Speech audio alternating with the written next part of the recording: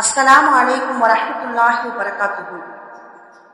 சஹாபாக்கள் அனைவர்களும் கண்மணி நபி ஸல்லல்லாஹு அலைஹி வஸல்லம் அவர்கள் மீது அளவு கடந்த அன்பை செலுத்தி வந்தது போலவே அவர்கள் மீது அளவு கடந்த ஸலவாத்தும் கூறி வந்தார்கள்.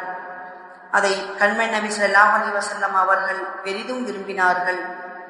ஒரு சமயம் ஹஜரத் உபை இப்னு கௌஃப் ரலியல்லாஹு அன்ஹு அவர்கள் கண்மணி நபி ஸல்லல்லாஹு அலைஹி வஸல்லம் அவர்களிடம், யா ரசூலல்லாஹ், நான் தங்களின் மீது ஸலவாத்து அதிகமாக சொல்ல விரும்புகிறேன். நான் எனது நேரங்களில் எந்த அளவுக்கு தங்களுக்கு ஸலவாத்து சொல்வதில் ஒதுக்கட்டும் என்று கேட்டார்கள். நீங்கள் விரும்பியவாறு செய்து கொள்ளுங்கள் என்று அவர்கள் சொன்னார்கள்.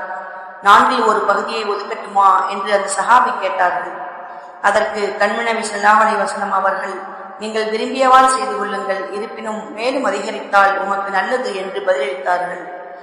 அப்படியானால் 3 ஒரு பகுதியை ஒதுக்கட்டுமா என்று கேட்டார்கள். நீங்கள் விரும்பியவாறு செய்து கொள்ளுங்கள், என்றாலும் மேலும் அதிகரித்தால் உமக்கு நல்லது என்று அவர்கள் சொன்னார்கள். அப்படியானால் நான் 2 ஒரு பகுதியை ஒதுக்கட்டுமா என்று சஹாபி கேட்டார்கள். நீங்கள் விரும்பியவாறு செய்து கொள்ளுங்கள், இருப்பினும் மேலும் அதிகரித்தால் உமக்கு நல்லது என்றார்கள். அப்படியானால் நான் முழுவதுமாக தங்களின் மீது ஸலவாத்து சொல்வதில் ஈடுபடுவேன் என்று கூறினார்கள். இதை கேட்ட கண்மணி நபி ஸல்லல்லாஹு அலைஹி வஸல்லம் அவர்கள், அப்படியானால் உமது கவலைகள் நீக்கப்படும், உமது பாவங்கள் மன்னிக்கப்படும் என்று சொன்னார்கள். ஹஸரத் அப்துர் ரஹ்மான் இப்னு அவ்ஃப் ரலியல்லாஹு அன்ஹு அவர்கள் அறிவிக்கிறார்கள், ஒரு நாள் கண்மணி நபி ஸல்லல்லாஹு அலைஹி வஸல்லம் அவர்கள் மதீனாவிற்கு வெளியே பேரித்தம்பழ தோட்டத்திற்கு சென்றார்கள்.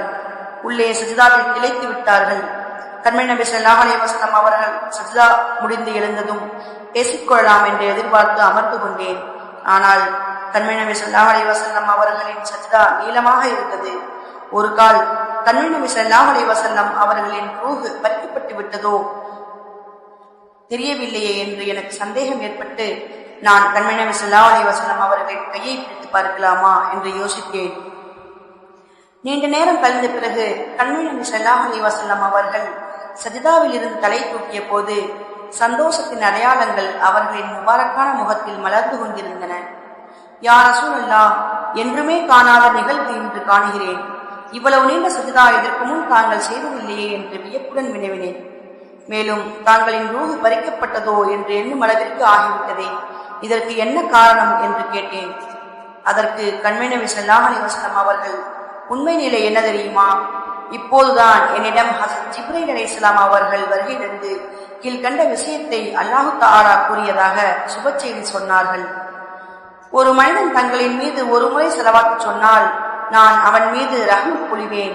மேலும் ஒரு மனிதன் தங்களுக்கு சலாம் சொன்னால் அவனின் மீது நானும் சலாமை சமர்ப்பிப்பேன். இந்த சுப செய்தி வெகுமதிக்கு நன்றி செலுத்தும் விதமாக இவ்வளவு நீண்ட சஜ்தா செய்தேன் என்று பதிலளித்தார்கள். எனக்கு எவர் சலாம் சொன்னாலும் அல்லாஹ் எனது உயிரை எனக்கு திரும்பத் தருகிறான். நான் எனக்கு சலாம் உரைத்தவருக்கு பதில் சலாம் கூறுகிறேன் என்று கண்மணி நபி ஸல்லல்லாஹு அலைஹி வஸல்லம் அவர்கள் திருவாய் மலர்ந்தருளியதாக ஹஸரத் அபூ ஹுரைரா ரலியல்லாஹு அன்ஹு அவர்கள் அறிவித்துள்ளார்கள். நமது உயிரினும் மேலான கண்மணி நபி ஸல்லல்லாஹு அலைஹி வஸல்லம் அவர்களுக்கு யார் சலாம் சொல்கிறார்களோ அவர்கள் கண்மணி நபி ஸல்லல்லாஹு அலைஹி வஸல்லம் அவர்களுடன் நேரடியாக பேசுகிறார். அன்பானவர்களே, நமது உயிரினும் மேலான கண்மணி நபி ஸல்லல்லாஹு அலைஹி வஸல்லம் அவர்கள் மீது ஸலவாத்து சொல்வதை போன்று அவர்கள் மீது அதிகமாக சலாமும் சொல்ல வேண்டும்.